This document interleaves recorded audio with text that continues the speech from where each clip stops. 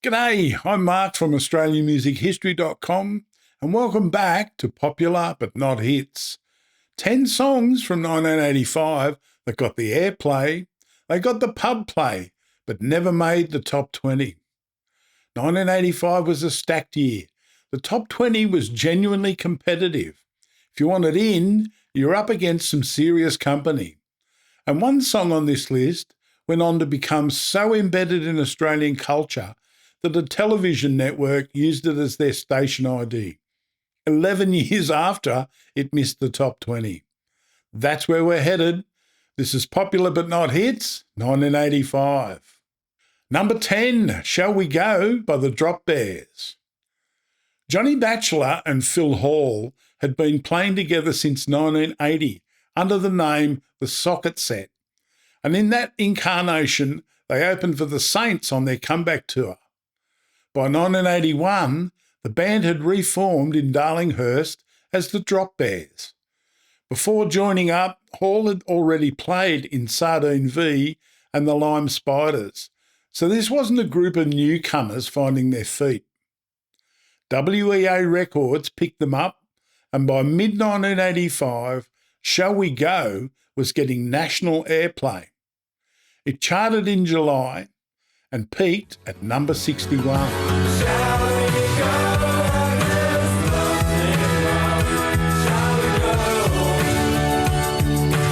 61 sounds modest, but the Dropbears were a Sydney band doing Sydney things.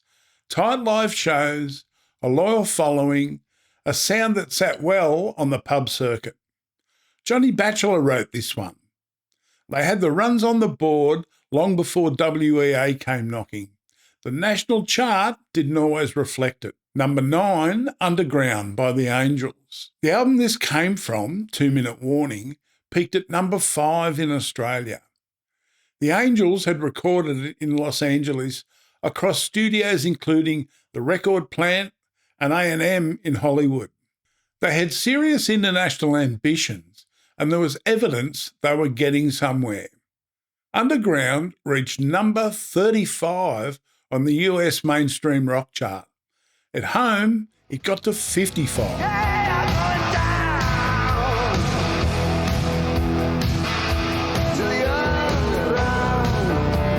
Four singles came off 2 Minute Warning, and not one of them cracked the top 20. And that's a remarkable stat for a band of the Angels' standing. Rick Brewster, Doc Neeson and John Brewster wrote this one. They were and remain one of the great live acts this country has ever produced. And Neeson was genuinely exceptional as a frontman. The charts never fully caught up with what the crowds already knew. Number 8, Sleeping Beauty by Divinyls. The producer on this record is Mike Chapman, the man who made Blondie's Heart of Glass and the Knacks' My Sharona. Divinyls were on Chrysalis Records, the same label as Blondie and Pat Benatar.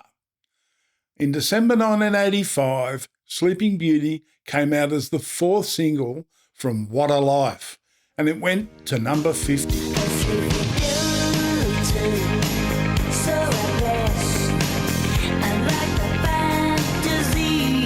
Chrissy Amphlett and Mark McEntee wrote this one, as they wrote most of what they did. The Divinyls were never a comfortable chart act. Amphlett's presence was confrontational in a way that didn't always translate to smooth radio play. But put them in front of an audience and it was a completely different conversation. Number 7, Giver of Life by GANGgajang. Something to keep in mind while we're at number 7, this band has 2 songs on this list. The other one is at number 1. And it's arguably the most Australian thing ever recorded, and it missed the top 20. More on that shortly. 5 writers on this one, the whole band essentially, and 2 of these musicians had been in the Angels before GANGgajang. Graham Buzz Bidstrup on drums and Chris Bailey on bass. 2 ex-Angels. Different Chris Bailey from the one in the Saints, just to be clear. Giver of Life reached 48 in 1985. Whoa, giver of life you are. Whoa, giver of life. He came from the same debut album as the number one on this list. Joe Wissett co-produced the whole record, the man who'd worked with Earth, Wind and Fire and the J. Giles Band. That's a serious set of credentials for a debut. The album gave GANGgajang 2 shots at the top 20 in 1985, and neither of them made it. Number 6, Two Can Play by Australian Crawl.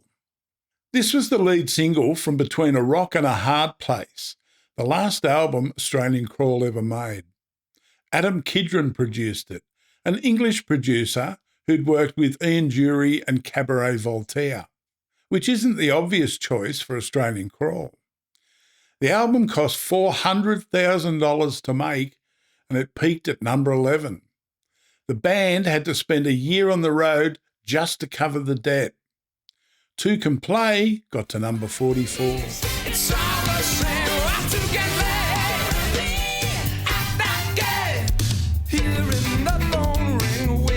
James Rain and Simon Hussey wrote this one. The band broke up in 1986 and Rain went on to a solid solo career. But Between a Rock and a Hard Place is where you can hear Australian Crawl running out a runway. Reckless in 1983 had put them near the top of the pile. By 1985, the slide had started and Two Can Play is the sound of a great band approaching the end of the road. It's worth your time though. And before we go any further, if you're new here, don't forget to hit the subscribe button and ring the bell. And that way you'll always be notified when a new video comes out. Number 5, Idiot Grin by Do Re Mi. Earlier in 1985, Do Re Mi put Man Overboard to number 5. The record company had been nervous about it. No conventional chorus, lyrics about pubic hair, and it went to number 5.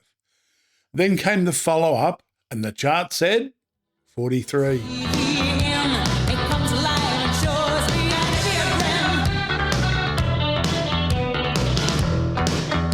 Deborah Conway, Stephen Phillip, Helen Carter and Dorlan Bray, all 4 wrote this, same as most of what they did. Gavin McKillop produced it, same as the Domestic Harmony album, which peaked at number 6. In July, they'd performed at Oz for Africa, the Australian Live Aid concert, to a national television audience. 3 Countdown Awards that year, and then Idiot Grin hit number 43.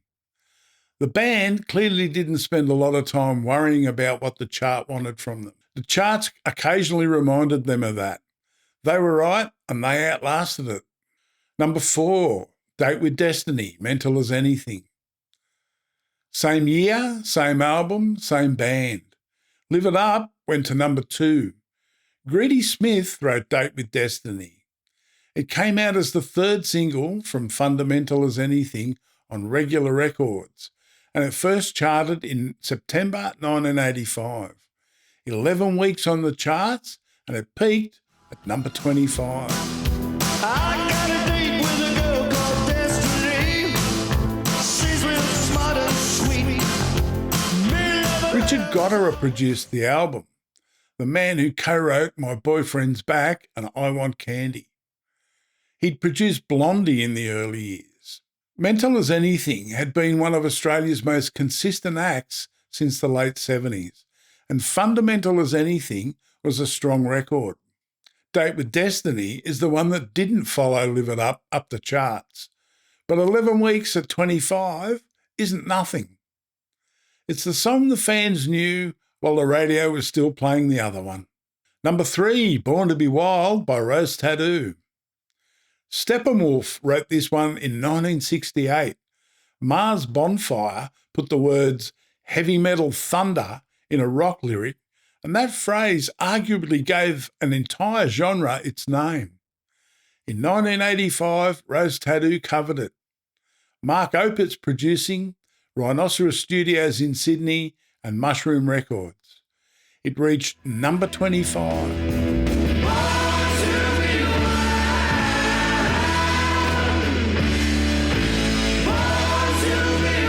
Angry Anderson, Scott Johnson, John Mayer, Andy Sishon on bass, and Tim Gaze on slide guitar. That's the 1985 Rose Tattoo lineup on this record. The same year, Anderson appeared in Mad Max Beyond Thunderdome alongside Tina Turner. Not a bad year for his profile. Opitz had produced Cold Chisel, INXS and the Angels. He knew how to make a record like this. Born to be Wild was built for the road, for the pub, for exactly the audience Rose Tattoo already owned. The top 20 just wasn't where it ended up. Number 2, Love Don't Live Here Anymore by I'm Talking. Miles Gregory wrote this one for a band called Rose Royce. I'm Talking took it, brought it to Melbourne in 1985 and pushed it to number 21 on the Kent chart, the closest any song on this list gets to the top 20. They were a funk pop band playing in a rock world, and they were doing it completely on their own terms. You've abandoned me. Love don't live here anymore. Kate Ceberano and Zana Baratny were both out front, 2 lead vocalists, which was unusual. Robert Googe, Ian Cox and Barbara Hogarth came out of Essendon Airport, an experimental funk band that had wrapped up in 1983. In July 1985, about a month before this single came out, I'm Talking had performed at Oz for Africa, broadcast nationally and picked up by MTV in the USA. A month later, Love Don't Live Here Anymore went to 21. 21, one song short of the top 20, and this is the list it ended up on. Number 1, Sounds of Then by GANGgajang. Number 7 on this list was by GANGgajang. Their debut album gave them 2 shots at the top 20 in 1985, and neither one made it. And the one that didn't make it the most is this one. Mark Callahan grew up in England and moved to Bundaberg as a kid. Major culture shock.